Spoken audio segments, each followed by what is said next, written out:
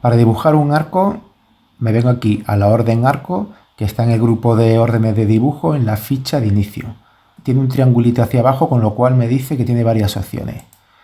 La primera opción es 3 puntos.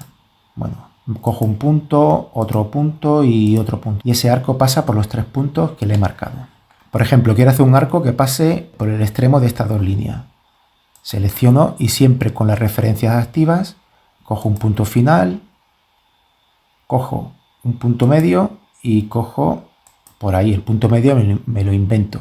Pero bueno, siempre me va a salir un arco centrado en este caso. Si vemos, hay muchísimas más opciones.